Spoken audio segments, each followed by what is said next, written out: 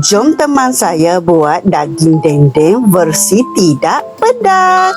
Mula-mula saya rebus dulu daging. Bahan dalam rebusan tu awak boleh tengok kat video tu. Selama 35 minit dalam pressure cooker. Sementara tunggu daging empuk, sediakan bahan kisar. Buang kulit dan iris kasar halia, bawang putih dan bawang merah. Resepi pernah tengok di caption bawah dah. Lepas tu letak dalam blender. Masukkan juga jintan manis.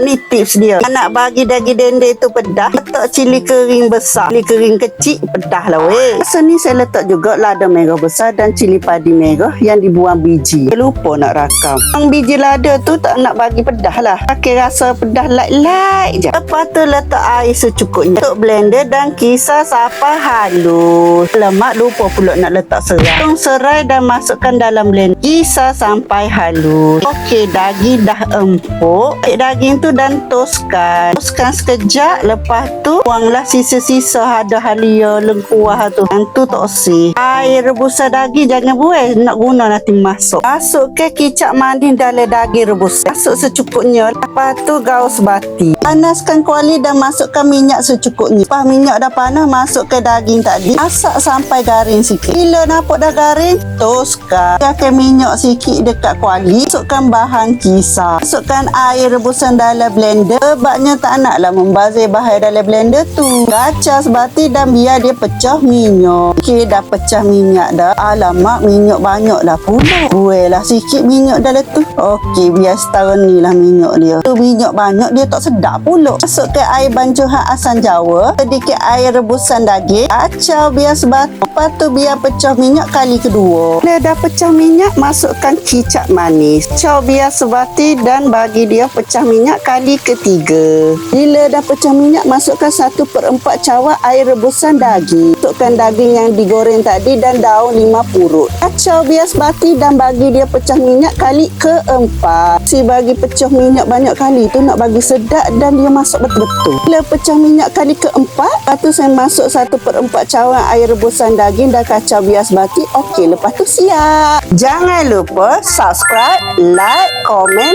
share video ini. Terima kasih.